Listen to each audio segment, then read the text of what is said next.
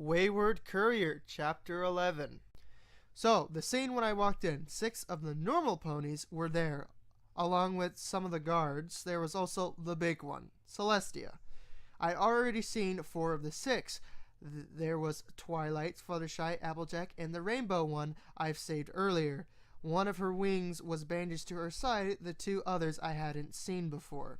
The other unicorn, she was white with a deep purple mane and tail. She seemed to give off this air of superiority that just, I don't know, reminded me of one of those creeps over at the Ultralux though.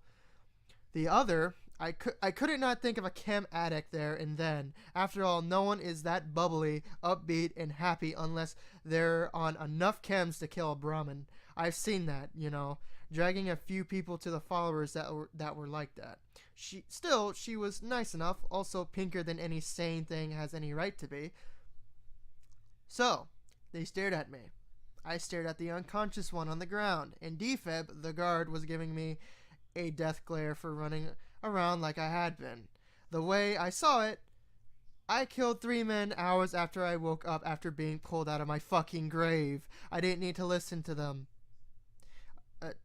I told him that later, along with a few others. Rarity was quick to awaken.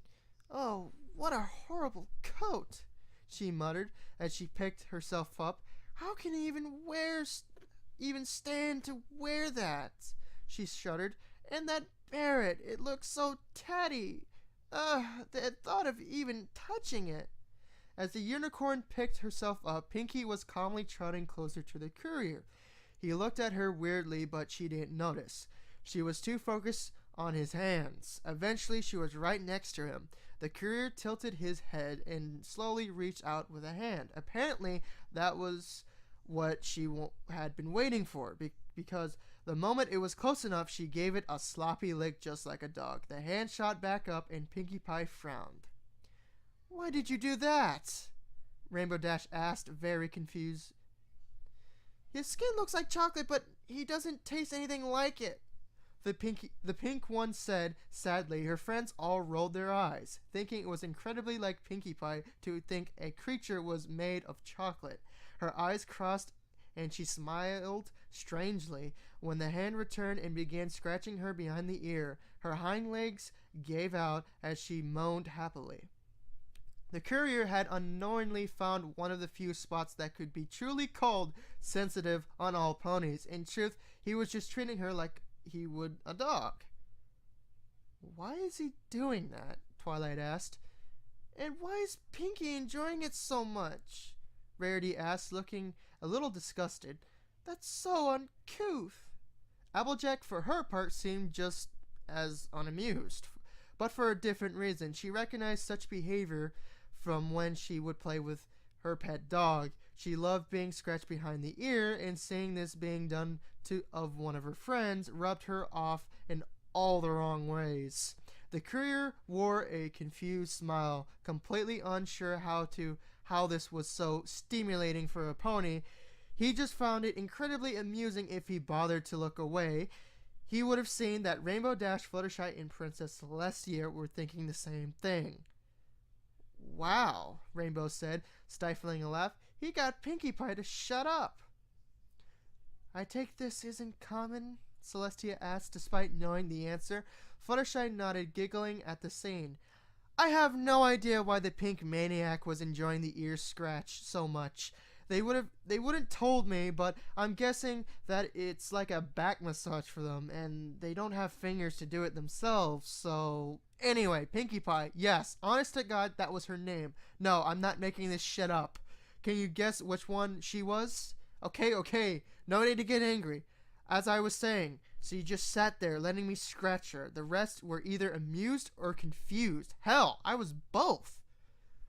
As the courier continued scratching Pinkie Pie, Rarity went over what he was wearing with a professional eye. The first thing she noticed was the strange green plating on his chest. She wondered how anyone could bear to wear something so scratched and dented. The strange metallic plating on his legs, shoulders, and right arm seemed to have suffered whatever fate the chest plating had.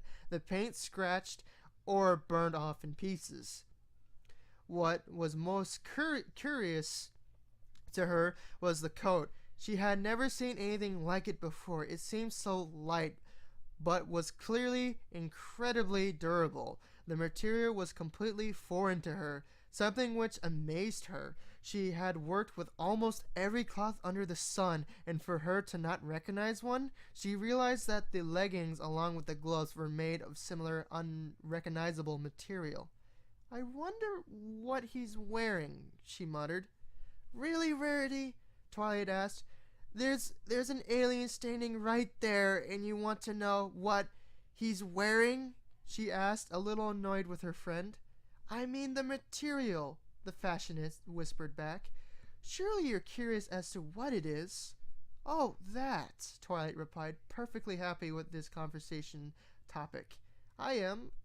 I don't think much of it, but when we stripped him for Fluttershy, I found the texture was quite strange, coarse, but also very smooth. It also seems to be waterproof and incredibly durable."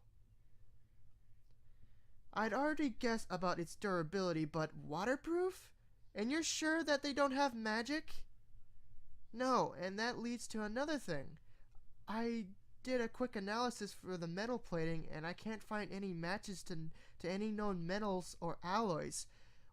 Whatever it is, it's incredibly light and strong.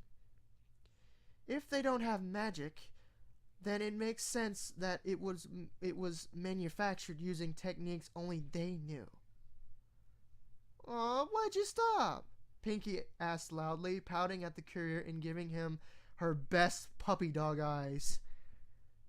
"Pinkie, he can't understand us," Rainbow said. "Oh!" The pink pony paused for a moment and closed her eyes as though in deep concentration. "Why'd you stop?" she asked in perfect zebrakin in green text. There was a brief stunned pause among the ponies.